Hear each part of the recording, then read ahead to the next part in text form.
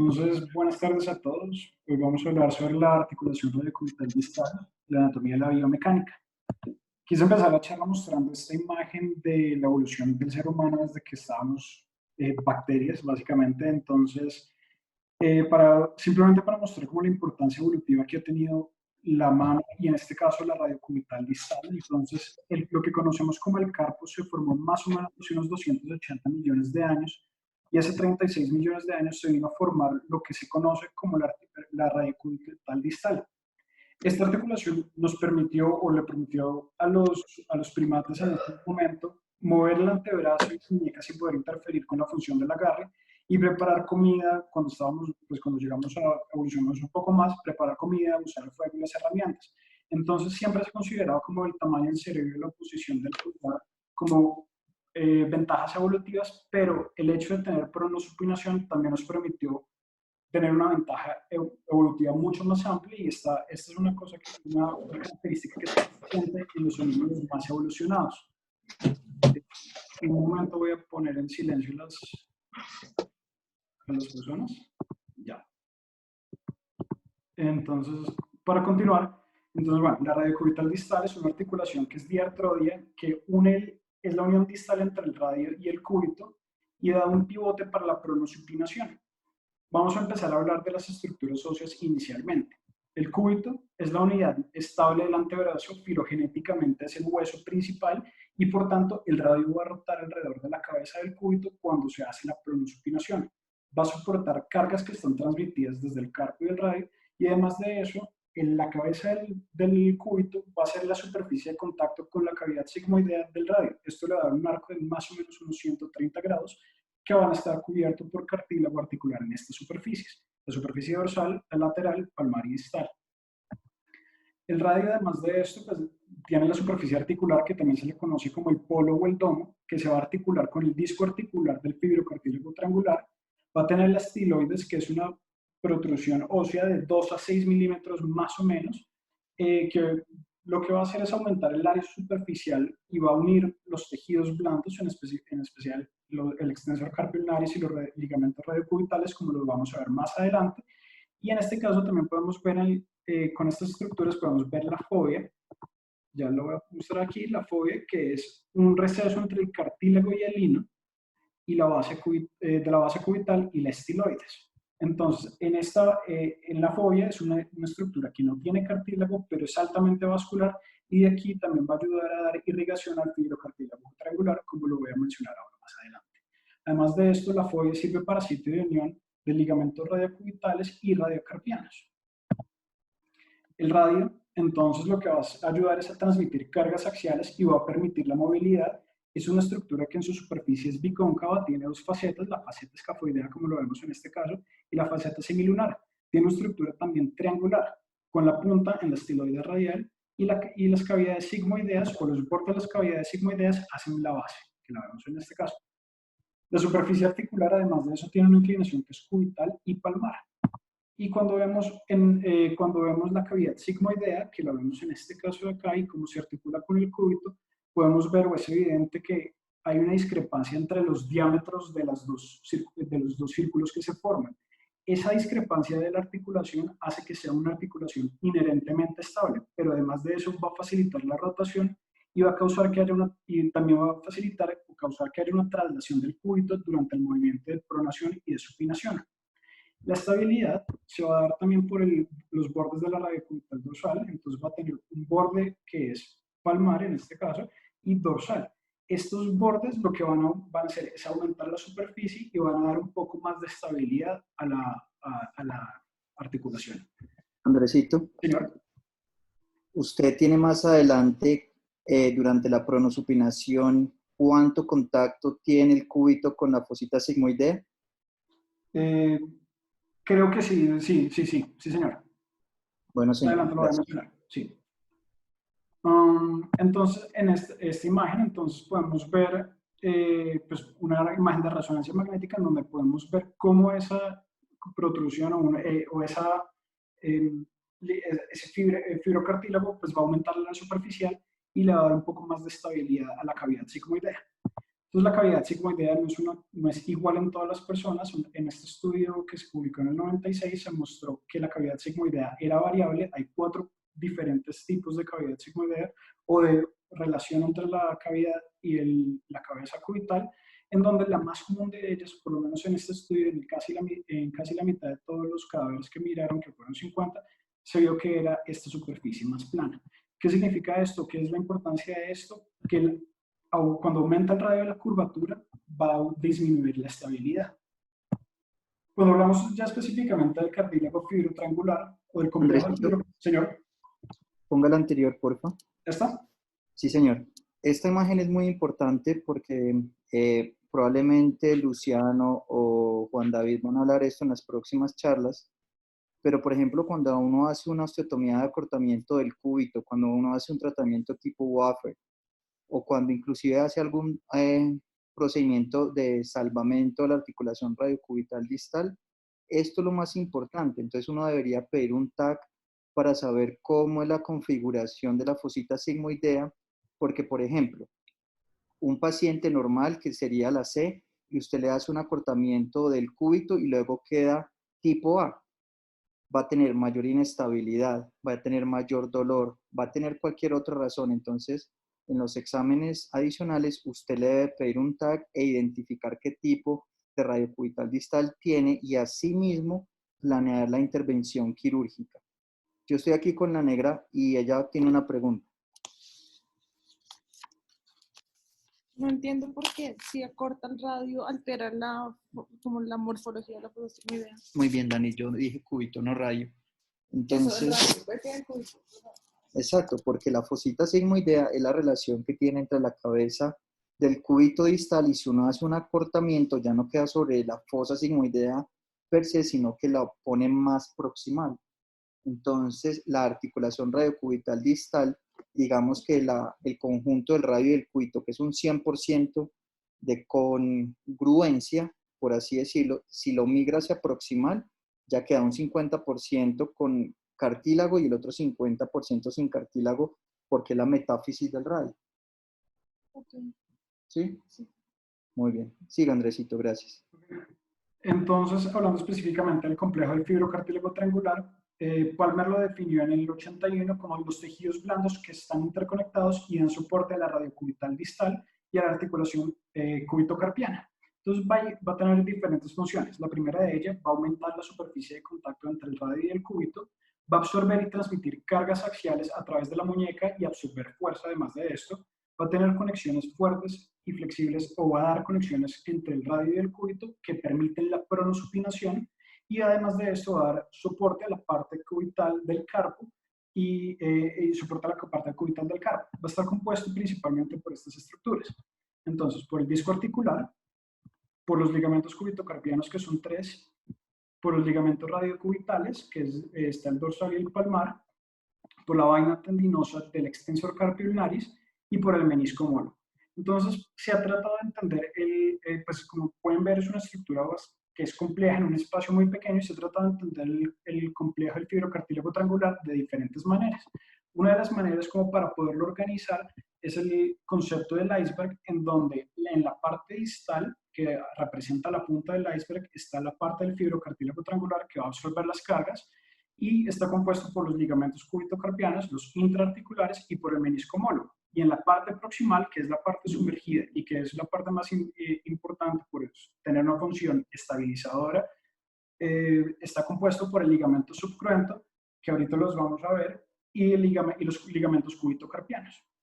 Entonces, esta parte tiene una importancia funcional bastante alta, pero también se puede dividir este complejo en 3 partes. La parte proximal, que está compuesto por las fibras profundas, la parte media, donde hay fibras palmares y la vaina del extensor carpio ulnaris, y la parte más superficial, donde están las fibras superficiales que se insertan hacia el estiloides cubital.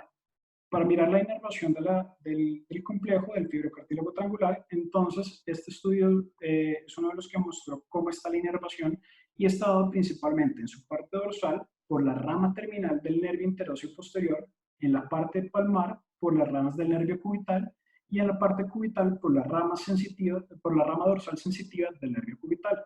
Además de esto, varios estudios histológicos han mostrado que el fibrocartílago está compuesto o tiene también corpúsculos de Pacini y de Ruffini que nos van a ayudar para la propiocepción. Cuando se mira la irrigación, hay dos estudios que son, que son importantes. Este primero, que miró que la arteria cubital, las ramas radiocarpianas palmar y dorsal dan irrigación, la rama dorsal y palmar de la arteria interior y anterior, y también dan irrigación, y estos tienen una organización radial que dan una vascularidad todo el 20% externo o a la periferia del fibrocartílago. Este otro estudio, publicado un par de años después, también mostró que había una organización radial de estas mismas arterias, sin embargo encontró que la irrigación de la periferia era más o menos 10 al 40% y la porción central era avascular. Y esto tiene bastantes, como lo vamos a ver en las siguientes charlas, pues tiene importancia a la hora de la cicatrización y de la reparación. Con respecto al disco articular, se extiende desde el borde cubital de la fosa semilunar, tiene unión con los ligamentos radiocubitales y va a afectar la varianza cubital. ¿Cómo lo va a afectar? Por el grosor que pueda tener este disco. ¿Cuál es la función principal? Va a transmitir y absorber cargas compresivas. Y esto es porque el 20% de toda la fuerza que se hace en la mano va a pasar a través del cúbito. Ahora, las fuerzas de compresión van a transformarse en fuerzas tensiles y van a estar soportadas por los ligamentos radiocubitales que están unidos también al disco articular. En esta imagen, entonces, podemos ver el aspecto distal del fibrocartílago triangular, en donde en esta imagen, en la D, podemos ver el disco articular, el menisco homólogo, los ligamentos uno lunate y el uno triquetral, y cuando se estira el menisco homólogo, también podemos ver toda la superficie del disco articular. Entonces, el disco articular va a ser importante también la pronosupinación, porque cuando se hace pronosupinación va a haber una deformidad del disco, que se acentúa mucho más cuando hay una pronación. Y esto va a aumentar el estrés en el disco, que sumado a la hipovascularidad va a hacer que esté propenso a las lesiones. Con respecto al menisco homólogo, está constituido por tejido conectivo que es muy vascularizado, va a resistir cargas y tiene inserción en el piramidal, en el quinto metacarpiano y en el ligamento uno triquetral. Después de esto vemos la cápsula que está unida al radio del cúbito y a la vaina tendinosa del extensor carpio unaris y va a tener dos secciones o se puede dividir en dos partes, que es la parte palmar y la dorsal. La parte palmar está en el pliegue, hace un pliegue en el aspecto radial y esto va a formar un bolsillo que lo que va a hacer es va a entrar en contacto y va a limitar la traslación de la cápsula cuando se hace el movimiento de pronosupinación. Y la parte más dorsal es más delgada y tiene unas fibras transversas y lo que hace que sean un poco menos estables durante los movimientos de la pronosupinación, perdón. Andrés. Ahora, señora. Una precisión con respecto a lo de la vaina sinovial del extensor carpio unaris. Sí, realmente la vaina tendinosa no es tanto la vaina tendinosa como el espacio del túnel del sexto compartimento extensor. No sé si me explico. Sí, señora. El túnel del sexto compartimento extensor está formado en su parte más palmar, digamos, es decir, lo más profundo, por la zona dorsal, digamos, de los ligamentos cúbito-carpianos y parte de la cápsula articular. Enseguida viene, pues, la forma, por supuesto, en la parte más proximal está, pues, la forma de la cabeza del cúbito que tiene un surco específico para el paso del extensor carpio ulnaris, y encima de él, del extensor carpio ulnaris, viene el ligamento transverso dorsal, que es el que forma los diferentes túneles.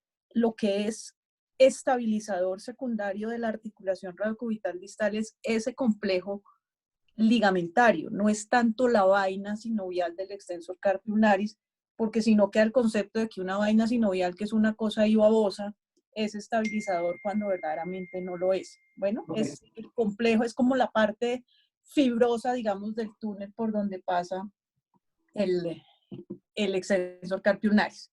Listo, muchas gracias, doctora. Entonces, continuando, los ligamentos radiocubitales van a ser estabilizadores también de la radiocubital distal. Va a haber un ligamento que es palmar, que lo vemos en este caso, aquí se ve, y el ligamento también dorsal. Se van a extender desde los márgenes de la cavidad sigmoidea y van a converger de manera triangular para unirse en el cúbito. Yo lo voy a como a explicar un poco más. Entonces, estos ligamentos se van a dividir en el plano coronal y se va a dividir en dos, en el profundo y en el superficial. Entonces, el profundo va a tener un origen en el borde medial del radio, se va a insertar en la fóvea, que es medial a la superficie articular del cúbito, y se puede conocer también con el ligamento subcurrente. Y esto va a ser principalmente porque en el área de la fobia hay bastante vascularidad y le va a dar como esta característica al ligamento. Además de esto, es importante tener en cuenta que no es un ligamento per se, sino son fibras profundas del fibrocartílago triangular. Y en el superficial, entonces, se origina en el borde medial del radio y en el aspecto palmar de la fosa semilunar y se va a insertar en la base del esteroides cubital. Entonces, en esta imagen podemos ver una vista dorsal del radiocubital distal, en donde en rojo podemos ver la división profunda de los ligamentos radiocubitales y, como decía la doctora, entonces la vaina tendinosa del extensor carpio ulnaris y otras estructuras que vamos a mencionar más adelante. Andrés, señora. Devuélvete un segundo al anterior. Aquí les quiero puntualizar, voy a pintar porque soy feliz con ese nuevo invento que encontré. Aquí yo les estaba, no sé si me ven, aquí les estaba diciendo de esta estructura, ¿cierto? Si ustedes se imaginan aquí, no sé si están viendo lo que estoy pintando, creo que sí. Sí, señora. Listo. Si ustedes se imaginan aquí el tendón extensor carpio ulnaris, ¿cierto? El extensor carpio ulnaris o la vaina que tú le llamas la vaina tendinosa o el túnel osteofibroso, como lo quieran llamar, es un estabilizador dinámico, no es un estabilizador estático, porque dependiendo en la posición de pronosupinación en la que esté la muñeca o el antebrazo, pues el tipo va a hacer algún tipo de, digamos, de presión sobre la articulación, siendo un estabilizador secundario. Obviamente cuando está en supinación, y me imagino que ahorita lo vas a contar, pero prefiero no, por eso prefiero no meterme en el detalle, pero recuerden que esto es un proceso dinámico, lo mismo lo que hacen las estructuras ligamentarias del complejo como tal. Yo creo que ya en unos momentos Andrés lo va a explicar, pero es muy importante que no se imaginen esto como una cosa estática, es decir, uno por lo menos me pasaba a mí cuando no sabía bien, y yo me imaginaba el fibrocartílago triangular como una especie de menisco, ¿sí? Que era una cosita ahí que se formaba y entonces uno pero realmente es mucho más que solamente una estructura estática, es más una estructura que produce estabilización dinámica. Entonces es importantísimo, de pronto, Andrés, si puedes hacer, lo estás haciendo muy bien, pero un poco rápido para mi capacidad mental. Entonces, Listo. de pronto, Gracias por si los puedes comentarios. hacerlo un poquito más despacio para que sea fácilmente entendible. Sí, señora. Entonces, continuando, pues quería mostrar esta imagen, este diagrama en donde se puede ver un poco más las fibras superficiales en verde y las fibras profundas en azul. Y pues cuando muestre otras imágenes en las siguientes diapositivas que tengan este color verde y azul, van a significar lo mismo, superficiales y profundas. Entonces, hablando de los ligamentos radiocubitales, entonces van a ser estabilizadores dinámicos junto con la cavidad sigmoidea, y esto va a restringir el movimiento de la articulación. Entonces va a haber tensión máxima durante los extremos de traslación y de rotación, y el ligamento radiocubital dorsal va a ser un restrictor dorsal durante la pronación, y el ligamento palmar va a ser restrictor palmar durante la supinación. Sin embargo, se dieron cuenta en los estudios, como lo voy a mostrar ahorita, que esto era cambiante. Entonces, la inserción dual, esto básicamente sucede porque hay una inserción dual de cada ligamento en la fobia y la esteroides cubital. Entonces, ¿cuál es el estabilizador más importante de todos estos? Hay 3 estudios claves como para entenderlo. El primero de Ekenstam y Hager en el 85, en donde se dieron cuenta que el radio distal es estable en pronación por el ligamento, la parte superficial, y en supinación por el dorsal, y básicamente las fibras profundas son estabilizadores intrínsecas en supinación por las dorsales, y las palmares están laxas en este momento, y las fibras palmares profundas son restrictores de la migración palmar del radio durante la pronación. Sin embargo, después de esto, en el 91, hubo otro estudio publicado por Schwinn que dijo que era completamente al revés. Entonces, las fibras palmares estaban tensas en supinación y las fibras dorsales estaban tensas durante la pronación. Sin embargo, esto se conoció como la paradoja de Eckenstein y Schwinn hasta que el 94, Haggard, que había trabajado en el primer estudio, dijo, los dos están bien. Lo que pasó fue que miraron fibras diferentes o partes diferentes. Entonces, en el primer estudio, solamente se estudiaron los componentes profundos del fibrocartílago triangular, que son los que se insertan en la fobia, y en el 91, Schwinn lo que vio en sus resultados fue que se midió la tensión de los ligamentos radiocubitales superficiales. Entonces, después de esto se concluyó que durante la pronación, las fibras superficiales dorsales se van a tensar y las fibras profundas del palmar van a estar tensas durante la pronación. Y durante la supinación va a pasar lo contrario. Entonces, las fibras superficiales palmares y las fibras dorsales profundas se van a tensar. Para hablar de los siguientes ligamentos, entonces, bueno, y ahorita más adelante voy a hablar, dígame, doctor. Es que aquí es importante que ustedes entiendan un poco de cuando se habla de inestabilidad de la radiocubital, ¿de qué se habla? Dicho, uno necesita, ustedes saben que el cúbito es el eje sobre el cual gira el radio, como bien lo dijo Andrés al comienzo, ¿cierto? El cúbito es estático y el radio va, digamos, rotando casi que como 180 grados, un poquito menos quizás, alrededor de un eje que está, digamos, que más o menos está en la fóvea y que corresponde más o menos a esta zona, ¿cierto? Entonces, ¿qué necesita uno en la vida para que esta articulación funcione y por qué se busca tener estabilidad? De tal manera que cuando el radio vaya hacia un lado o vaya hacia el otro, realmente se mantenga, digamos, de alguna manera el contacto en esta superficie articular. Como ustedes lo ven allí, cuando uno está esto es supinación, el contacto es más hacia dorsal, porque entonces, el contacto es más hacia dorsal, y cuando está en pronación, el contacto entre la cabeza del cúbito y la articulación, o la fóvea, ¿cómo se llama? Esta articulación. ¿Qué? No entendí nada. Eso, la fosa sigmoidea. Qué burra. La fosa sigmoidea. Entonces, fíjense que el contacto es distinto. Entonces, ¿yo qué necesito? Cuando yo me voy en pronación, yo necesito que esto no se salga para allá. Y cuando yo me voy en supinación, necesito más o menos lo mismo, que no se salga para acá, que no se salga para allá, que no se salga para acá y que no se salga para allá. Entonces, por eso es que les decía que estas estructuras ligamentarias se manejan o funcionan más bien diferente y son absolutamente dinámicas. Ese dibujo es divino, ese artículo del 2017 de este tipo, Hoxbet, que yo no sé cómo se dice, es un artículo absolutamente divino de cómo funciona el complejo fibrocartílago triangular. Entonces, de ahí de una vez vamos adelantando para las próximas veces, que cuando uno habla de reconstruir el fibrocartílago triangular, yo todavía tengo mis dudas de que uno realmente reconstruya algo, porque volver a reconstruir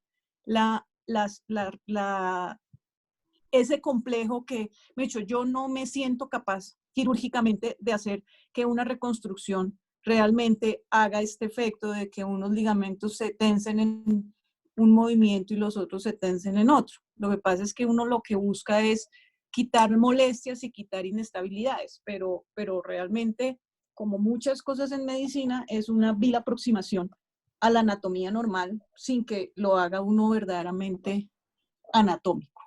Ok, muchas gracias, doctora. Continuando entonces con las estructuras que hacen parte de la radiocubital distal, entonces tenemos el complejo cúbito-carpiano, que está compuesto por 3 estructuras. Entonces, la primera de ellas y la más superficial es el ulno capitate, que se origina en la porción palmar de la fobia, en la cabeza cubital, y se va a insertar en la porción cúbito-palmar del grande. Después de esto tenemos el ulno triquetral, que lo vemos aquí, que se origina de las ramas o de fibras del ligamento radiocubital palmar en el aspecto radial palmar de la estiloides cubital y se va a insertar en la superficie proximal y cubital del piramidal. Y en la última estructura, entonces tenemos el ulno lunate, que está aquí en este caso, no lo vemos en esta otra imagen, en donde se origina la porción, se origina proximal al ligamento radiocubital palmar y se inserta en la cortical palmar del semilunar. Este es un diagrama en donde podemos ver nuevamente los mismos tres ligamentos. Entonces, con el 1 podemos ver el 1 capitate, el 2, el 1 lunate y el 3, 1 triquetral. Ahora, hablando del extensor carpio ulnaris y más específicamente, pues no tanto del tendón, como decía la doctora, sino de la vaina tendinosa y de la cavidad que forma el extensor carpio ulnaris. Entonces, es un estabilizador dinámico de supinación, como lo mencionaron ahorita anteriormente. La vaina tendinosa se va a insertar en el aspecto dorsal y cubital de la estiloides cubital y va a tener una unión con el ligamento radiocubital dorsal en el aspecto dorsal de la fobia y de la estiloides cubital. Esto también lo que va a hacer es que va a dar torque a la radiocubital dorsal. Entonces, en pronación, en pronación y en supinación. Entonces, en pronación, lo que va a hacer es que me va a ayudar a elevar el carpo hacia cubital, me va a elevar el carpo. Lo va a desplazar hacia cubital y dorsalmente, y también de eso, durante el movimiento, va a deprimir la cabeza cubital hacia palmar. Otra de las estructuras que son importantes es el pronador cuadrado. Entonces, en esta imagen tenemos una vista palmar en donde lo importante es que hay dos vientres que hacen parte del pronador cuadrado. El vientre superficial, que se origina en el borde dorso cubital del cúbito, y la inserción es en la superficie palmar del radio. Ahora, cuando se hace una disección, se puede ver el vientre profundo, en donde el origen nuevamente es en el borde dorso cubital del cúbito y tiene una posición un poco más palmar y se inserta en el borde cubital del radio y tiene esta extensión hacia la estiloides cubital. Entonces, es importante ver que la fibra o el vientre profundo histológicamente tiene una relación entre la cabeza y la cápsula. ¿Cuál es la importancia de esa relación entre las dos? Que me va a dar una tensión hacia la cápsula. Y esto lo que va a hacer es que va a prevenir que haya una interposición de la cápsula con la rotación o la pronosupinación de la radiocubital distal. Estas siguientes imágenes son de ese mismo artículo en donde quería mostrar que hay diferentes variaciones en los fascículos. Entonces puede haber un solo fascículo, dos fascículos o tres fascículos. Y en la cabeza profunda puede haber también de 1 hasta 4 fascículos. Sin embargo, no encontré ningún estudio o algo que dijera que haya una implicación o que afecte la estabilidad el tener uno o más fascículos. La inervación del pronador cuadrado está principalmente dada por el nervio interóseo anterior, que se va a dividir una vez se entra en la parte más profunda y va a dar 3 o 4 ramas. Entonces, en la cabeza profunda vamos a obtener que está irrigado, en la cabeza profunda, entonces vemos con la cabeza las flechas negras, y en la cabeza superficial tenemos las cabezas de las flechas blancas. Las ramificaciones de la cabeza profunda son un poco más pequeñas que las de la cabeza superficial, y una vez más, así como los fascículos, también hay diferentes como distribución de los nervios, pero tampoco hay ninguna relevancia clínica. ¿Cuál es la función? Es el principal pronador del antebrazo. También es un estabilizador dinámico de la radiocubital distal, va a prevenir la diastasis durante la pronación y es el único estabilizador muscular que tiene la radiocubital distal. Andrés, señora. ¿El pronador cuadrado es el principal pronador del antebrazo? No, no es el principal, no señora. No, pero que me quedó mal ahí, pero ayuda. Es un pronador del antebrazo, sí, pero el principal es el pronador redondo. Sí, perdón. El pronador cuadrado es un secundario que tiene más importancia, pero no es el principal pronador, ¿vale? ¿Cuánto prona el pronador cuadrado del antebrazo, Andresito? ¿Perdón? ¿Cuánto prona el pronador cuadrado? No sabría decirle, doctor. La verdad no tengo el dato. Pues no sé. Bueno, tarea y me la dice después. Sí, señor. Entonces, y me la dice a mí porque yo tampoco sé. Sí, yo hago la tarea. A mí me la enseña porque yo no me la sé. Esos chismes solo se los sabe Jorge y vaya uno a saber si son verdad. Entonces, estudios electromiográficos han mostrado que la cabeza profunda se va a activar en cualquier movimiento de la radiocubital distal En cambio, la cabeza superficial va a estar solo activa con la pronación. Otra de las estructuras importantes es la membrana interósea, en donde va a dar integridad mecánica del antebrazo, va a estar compuesto por fibras oblicuas, como lo podemos ver en esta imagen, y no va a afectar la rotación del antebrazo. Lo que va a hacer es va a dar una integridad mecánica. Entonces, como estructuras importantes, tenemos la banda central o el ligamento interóseo, que se va a originar más o menos a 14 centímetros de la olecranon y se va a insertar a 7,7 centímetros de la superficie articular de la cabeza del radio. Esta estructura lo que va a hacer es va a ayudar a transmitir la carga de la parte más distal hacia la parte más cubital y biomecánicamente se va a comportar como un ligamento, específicamente como el cruzado anterior, y va a fallar más o menos entre unos 250 a 1000 newtons. El ligamento, esta estructura, la radiocavital distal, el ligamento interóseo y la proximal, lo que van a hacer es que van a formar un sistema osteoligamentario que está integrado y va a darle estabilidad también al antebrazo. Por otro lado, tenemos la banda distal, que como importancia tiene la banda, hasta el 40% de los pacientes pueden tener la banda distal oblicua, que se va a originar cubital cerca al borde proximal del pronador cuadrado y se va a insertar proximal a la cabeza cubital en el borde inferior de la cavidad sigmoidea. Entonces aquí, eso lo que va a hacer es que nos va a aumentar la estabilidad. Esta es una imagen donde podemos ver la banda distal en este pedazo y cómo sale la banda distal oblicua. ¿Cuál es la importancia de esto? Es que, acá la podemos ver nuevamente, es que la banda distal oblicua nos va a dar mayor estabilidad radiocubital distal y es importante, probablemente como lo van a mencionar en las siguientes charlas, que después de resecciones de la cabeza cubital o acortamientos va a estar relacionado con una mayor estabilidad y mejores resultados. Esta es una disección en donde podemos ver la banda distal oblicua con mayor, se puede ver mucho mejor. Entonces, devuélvete al anterior, por favor. Cuando ustedes hacen cuando uno tiene una fractura de la cúpula del radio o le hacen una resección de la cúpula del radio y se deja ahí nomás, se produce una migración proximal del radio, que es lo que se conoce como un síndrome de Essex-Lopresti, que es la migración proximal del radio porque falta esta estructura, digamos, de contención proximal. En el momento en el que se produce esa migración proximal, estas fibras empiezan a tensarse y van, digamos, limitando un poco que se produzca esa migración proximal. Sin embargo, no son suficientes, por lo cual se sigue produciendo la migración o el Essex-Lopresti, pero es muy importante tener en cuenta eso. Por eso es que ustedes ven que ya desde hace algún tiempo yo alcancé a ver muchos y muchos pacientes en los que uno simplemente les quitaba la cabeza del cúbito y los dejaba así.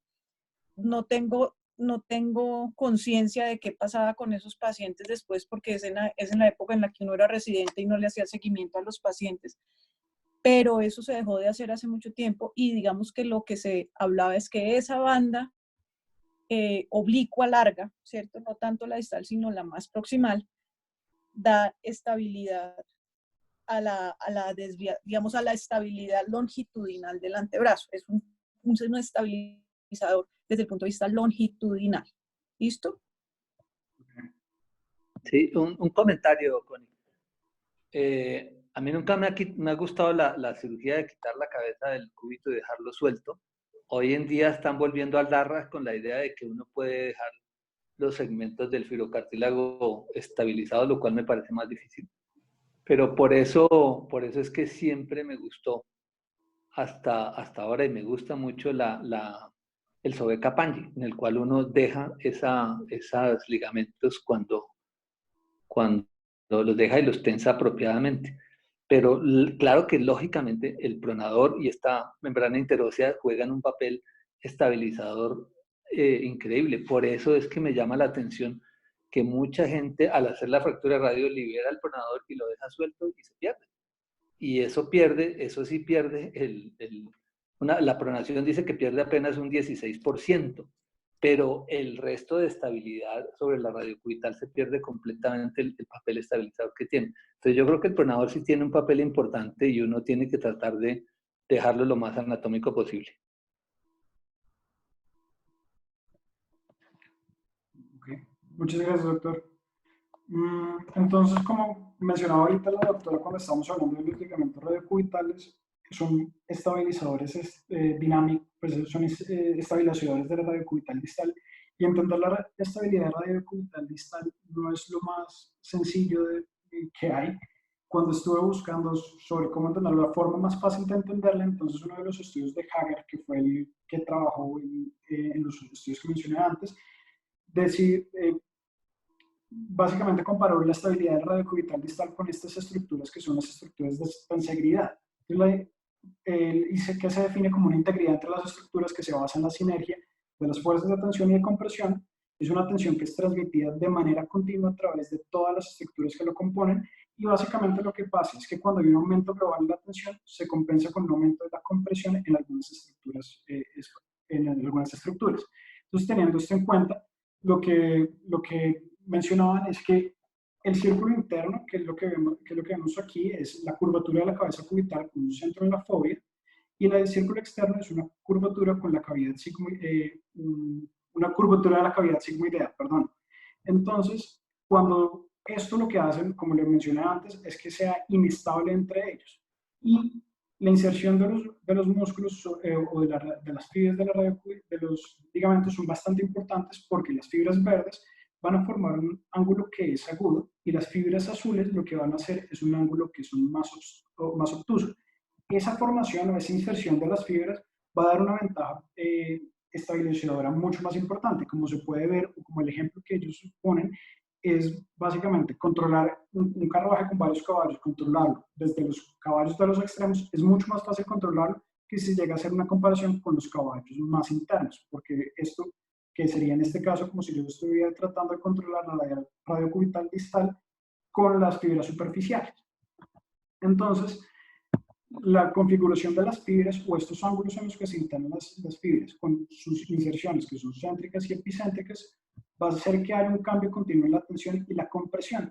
Y entonces Hager básicamente lo que dijo es que esto es un proceso que cambia constantemente, y no es muy importante, por lo menos como lo mencionó él en el estudio, es que no es muy importante saber cuáles son las fibras que se tensan o que se contraen, o cuáles se relajan, sino que es importante tener en cuenta que esto cambia continuamente durante los movimientos de la mano.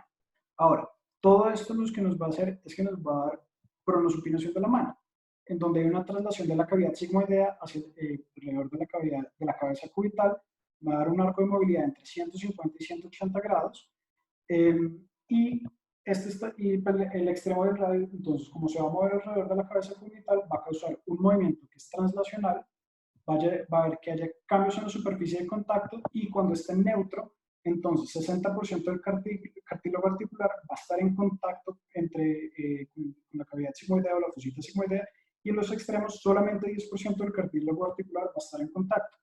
Entonces, como lo mencioné ahorita, la pronosupinación no solo es el movimiento, sino que es rotacional, sino que hay una traslación.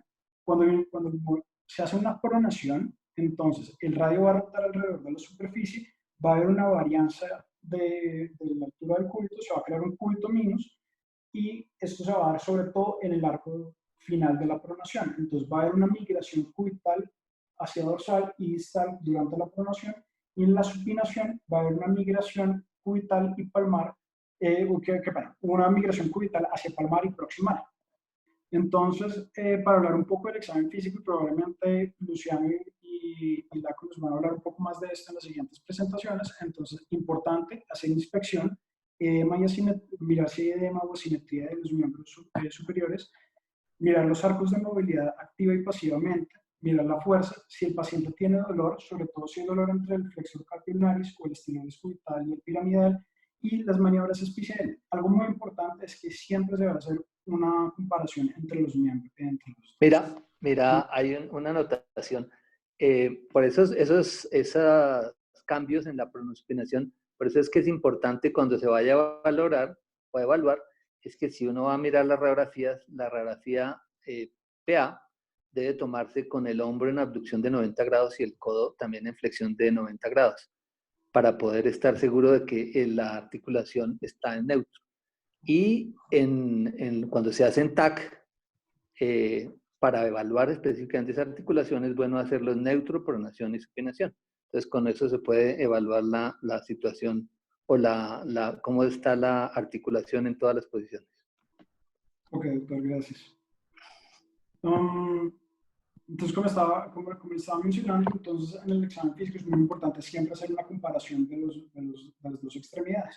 Voy a ver solamente o mostrar las pruebas especiales. Entonces, la primera de ellas es la prueba de compresión, en donde, a ver si acá está, lo que se busca hacer es que se mantiene neutro se mantiene neutro y se lleva desviación cubital tratando de reproducir el dolor. Además de esto, también podemos tener la prueba de press test, en donde se le pide al paciente que se levante de la silla apoyándose con con las manos, y esto va a ser muy sensible, tiene una sensibilidad reportada hasta el 100% pues, en los estudios originales, en donde se le pide al paciente que se levante, y si hay dolor o no lo puede hacer, como en el caso de este paciente que refiere dolor e incapacidad, puede sugerir que haya un desgarro del fibrocartílago triangular. Entonces, básicamente, este estudio lo que busca hacer es poner una carga axial de la muñeca con una desviación cubital. Y otro de los estudios es la prueba de la teca, en donde se mira si hay inestabilidad o desgarro. Y la idea es que la mano está en pronación y se busca estabilizar. La mano está en pronación, como lo podemos ver en este video. Y lo que se busca es tener estable y poder mover el cúbito y ver si hay crépito, dolor o inestabilidad comparativamente con el otro lado. Este video me queda un poco más grande, más largo que pena. Entonces se hace palpación del cúbito y se mueve también. Y finalmente tenemos la prueba de supinación, que en este caso lo hace con las manos extendidas, en donde se va a hacer una fuerza, una contrarresistencia, y va a tratar de reproducir el dolor. También se le puede pedir al paciente que trate de levantar un objeto o haga como si fuera levantar una mesa, y va a tratar de reproducir el dolor. Otra de las pruebas especiales, entonces tenemos la prueba de Regan o del balotaje o peroteo contra diferentes producciones, en donde was designed to test for lunotriquetral ligament integrity. The test is performed as follows. The examiner grasps the triquetrum between the thumb and second finger of one hand and the lunate with the thumb and second finger of the other hand. The examiner moves the lunate up and down while stabilizing the triquetrum. A positive test is laxity, crepitus, or reproduction of the patient's pain during anterior or Regan. Entonces, para resumir... Pero, Andrés. ¿esta la tienes como radiocubital? ¿Para examen radiocubital? Pues básicamente no es para examen radiocubital, sino para poder descartar que haya una lesión del lunotriquetral y que me pueda confundir el examen físico. Entonces, básicamente es más como para descartar. Andrés, hay que incluir una prueba adicional parecida un poco a esta que tú pones de Regan, que esa es de la articulación lunopiramidal o lunotriquetral, como lo estaba diciendo el que hablaba, y se hace un poco más proximal, es decir, digamos que es parecida a esa, pero se ponen los dedos un poco más hacia proximal, y debe hacerse en supinación máxima y en pronación máxima. Okay. Y normalmente no debe producir inestabilidad. No sé si me expliqué. Sí, señora. Entonces, pues normalmente uno no la pone, no está uno, como lo ven a ustedes así, uno lo que le hace al paciente es pedirle que ponga el codo sobre la mesa, lo lleva en supinación máxima y le evalúa la estabilidad, y lo mismo en supinación máxima. Si ustedes evalúan ese baloteo de la radiocubital distal en neutro, muy probablemente va a tener algo de movilidad, porque en neutro los dos grupos que tú hablaste ligamentarios están en reposo, ¿cierto? Okay. Entonces es importante hacerlo en pronación y en supinación máxima. Pero esta de Regan de baloteo es de la lunopiramidal. Digamos que es parte del examen físico del dolor cubital de la muñeca, pero no es específico de la radiocubital distal. Perfecto, sí. Lo que vi es que siempre se debe hacer como para poder descartar que el dolor no sea originario de la lunopiramidal y nos pueda confundir con un diagnóstico. Y bueno, finalmente es una de las estructuras también que muestra el principio de tensegridad. Como ustedes ven, son estructuras donde hay tensión y compresión todo el tiempo y no tienen nada como que la sostenga, y me pareció bastante interesante y me pareció mucho más fácil entender la estabilidad radiocubital teniendo presente este principio. Muchas gracias. Perdón, hay un examen que es importante que no lo hacíamos antes, pero es en el palpar la fosa, por la parte palmar, el sitio de la fosa donde se inserta el fibrocartílago triangular. Entonces, ese es un sitio, si uno tiene inestabilidad y además hay dolor ahí, entonces puede pensar que haya una desinserción del fibrocartílago triangular.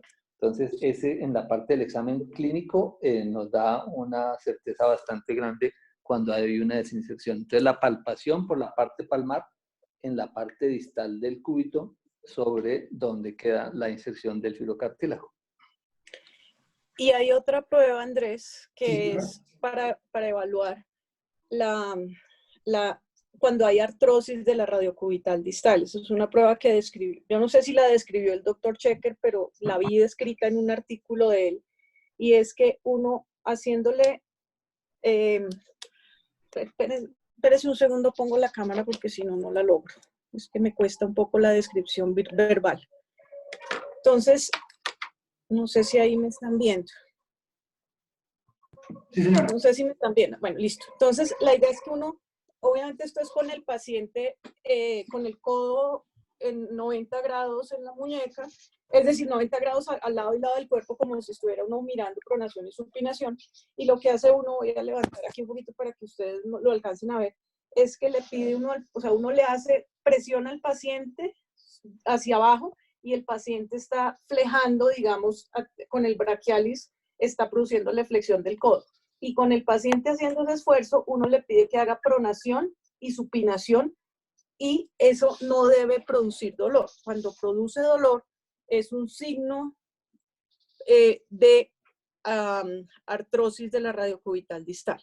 Seguramente el ACU se los va a contar prontamente, pero eso es otra cosa importante que hay que mirar, porque si uno está hablando de una inestabilidad crónica y está pensando en reparar el fibrocartílago o hacer algún tipo de estabilización, además de las radiografías y todos los exámenes que uno pide pues para tratar de estabilizar esto, es importante hacer ese, porque si uno está buscando hacer una estabilización de la radiocubital distal en una persona que tiene artrosis, probablemente el mejor tratamiento no va a ser una reconstrucción ligamentaria ni una reconstrucción del fibrocartílago, sino que probablemente va a ser o bien sea un procedimiento de Sobe-Kapanji o una prótesis o mil cosas más que seguramente en el transcurso de la semana vamos a ver. Pero es importante también conocer ese signo. Por lo demás me pareció súper chévere ¿cómo se llama? La presentación y la revisión, Andrés. Creo que está muy completa y muy bien hecha. Todavía no me queda muy claro en qué parte de estas estructuras que estás mostrando hay compresión, pero pues no sé, esa ingeniería es un poco muy avanzada para mi cabeza. ¿En cuál parte de supinación?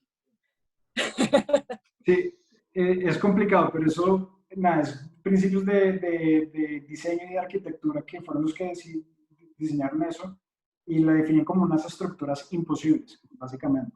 Sí, no, o sea, entiendo donde puede haber tensión, pero no me queda tan clara la compresión, pero bacano es ese concepto que no lo tenía en mi cabeza. No sé si hay alguna pregunta adicional en el chat o algo más. A ver qué dice aquí. El doctor de Bedut dice, excelente revisión, Andrés, mil gracias. Aquí había, no, pero esta ya, había una pregunta de María Ángela, pero yo creo que Jorge, que estaba con Daniela, le respondió. Y Juan David te dice, súper chévere, Andresito. Muchas gracias. No sé si hay alguna otra pregunta. No, señora. Andresito, bueno, muchas gracias. Muy querido. Gracias, Andrés. Gracias, Andrés. Uy, Joseph tenía una tarea. ¿Cuál era? No, pero esa se la hizo Andrés. No, listo, chao. Adiós. Chao. Gracias. Esa transgenicidad o esa vaina es el nido de pájaro de Beijing. ¿Eso qué? Ese concepto de integridad.